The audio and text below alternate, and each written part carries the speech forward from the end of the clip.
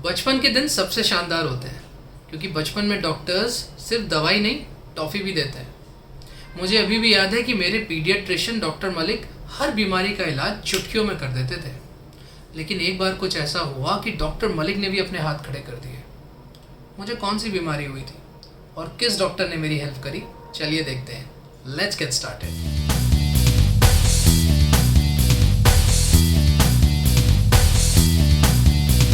बच्चों के डॉक्टर को पीडियाट्रिशियन कहते हैं और ये ऑब्वियस है कि इसके रूट में एक बच्चा तो ज़रूर होगा। ये शब्द पीडोस, आइट्रिया और सफिक्स शियन को मिलाकर बना है। पीडोस का मतलब होता है बच्चा, चाइल्ड। आइट्रिया का मतलब होता है मेडिकल हीलिंग और शियन सफिक्स हमने अपने पिछले वीडियो में डिस्कस किया था। ये किसी एक्सपर्ट के लिए यूज़ किया जाता है, जैसे magician, statistician, mathematician, electrician etcetera. तो एटिमोलॉजिकली बोले तो व्युत्पत्ति के हिसाब से पीडियाट्रिशियन का मतलब होगा एक ऐसा व्यक्ति जो बच्चों की मेडिकल हीलिंग में एक्सपर्ट हो। Hello and welcome to simply soft skills.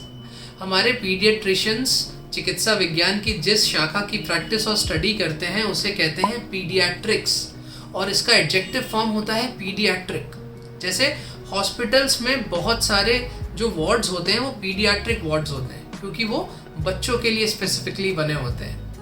ये जो हमारा रूट वर्ड है पीडोस, इसमें कई सारे शब्द आधारित होते हैं। चलिए देखते हैं कौन कौन से। पेडागोजी का मतलब होता है अध्यापन विज्ञान।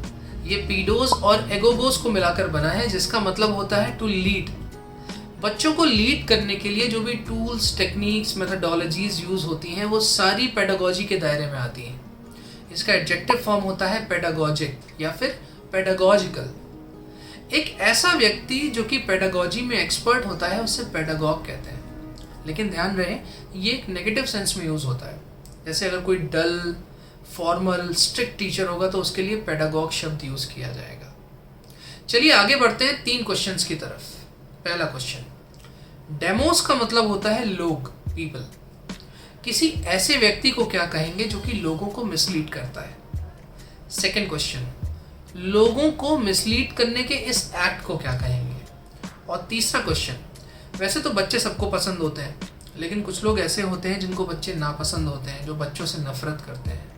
किसी ऐसे व्यक्ति के लिए क्या शब्द यूज होगा। आपको याद होगा हम लोगों ने बात करी थी मिज़ैंथ्रोपिस्ट की, मिसोजिनिस्ट की। इसका आंसर उसी में छुपा हुआ है। तो अब बढ़ते हैं उस बीमारी की तरफ जिसका इलाज डॉक्टर मलिक भी नहीं कर पाए। लेकिन उससे पहले अगर आपने इस चैनल को सब्सक्राइब नहीं किया है तो please subscribe and hit the bell icon. इस वीडियो को एंड तक देखिएगा और कमेंट करके ज़रूर बताइएगा कि आपको ये कैसा लगा। इससे पीजे भैया को मोटिवेशन मिलती है। तो मुझे हो गई थी स्किन एलर्जी और उन्होंने मुझे रेफ़र किया एक डर्मेटोलॉजिस्ट को। ग्रीक में डर्मा का मतलब होता है स्किन और इसको लॉजी, साइंस के साथ मिलाते हैं तो बनता है डर्मेटोलॉजी। चिकित्सा विज्ञान की वो शाखा जो कि स्किन से रिलेटेड प्रॉब्लम से डील करती है और इसको प्रैक्टिस करने वाले को कहते हैं डर्मेटोलॉजिस्ट। इसका एडजेक्टिव फॉर्म आप बताइए क्या होगा। डर्मा रूट पर बेस्ड कुछ और वर्ड्स को डिस्कस करने से पहले चलिए बात करते हैं एक इंपॉर्टेंट सफिक्स की, आइटिस। ये सफिक्स किसी डिजीज के लिए यूज होता है। फॉर एग्जाम्पल डर्मेटाइटिस एक ऐसी डिजीज़ होती है जिसमें हमारी स्किन में जलन होती है, हमें इरिटेशन होती है। इसी तरीके से कंजंक्टिवाइटिस जिसमें हमारी आंखों में रेडनेस हो जाती है, हमारी आंखों से पानी बहने लगता है। चलिए आप सोचिए कि आइटिस पर आधारित कुछ और डिजीज़ेस क्या हो सकती हैं। अगर आपको ज़रूरत पड़े तो आप इसको गूगल भी कर सकते हैं। अब बात करते हैं डर्मा पर आधारित कुछ शब्दों की। एपी का मतलब होता है ऊपर, अपॉन। एपिडर्मिस स्किन की सबसे बाहर की लेयर को कहते हैं। ऐसे ही हाइपो का मतलब होता है अंडर या लो। हाइपोडर्मिक नीडल का यूज स्किन के अंदर इंजेक्शन लगाने के लिए यूज किया जाता है। क्या आप बता सकते हैं कि स्किन की सबसे अंदरूनी इनर मोस्ट लेयर को क्या कहेंगे। आई एम श्योर आपने म्यूजियम में देखा होगा कि कैसे जानवरों के शरीर को प्रिजर्व करके रखा जाता है। इस कला को टैक्सीडर्मी कहते हैं। ये टैक्सिस, अरेंजमेंट और डर्मा को मिलाकर बना है। क्या आप बता सकते हैं कि टैक्सीडर्मी को प्रैक्टिस करने वाले व्यक्ति को क्या कहेंगे।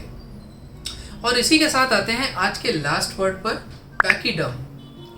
ग्रीक में पैकस का मतलब होता है थिक और पैकीडर्म एक ऐसे जानवर को कहते हैं जिसकी थिक स्किन हो, जैसे गैंडा या हाथी एंड सो ऑन। तो दोस्तों देखा आपने रूट वर्ड्स का जादू। हमने बात करी पीडियाट्रिशियन की और पहुंच गए पेडागॉग तक। हमने बात करी डर्मेटोलॉजी की और पहुंच गए टैक्सीडर्मी तक। दोस्तों रूट वर्ड्स एक ऐसा शिप है जिसमें अगर आप बैठ गए तो आप वोकैबुलरी की गैलेक्सी में बड़े आराम से गोते लगा सकते हैं।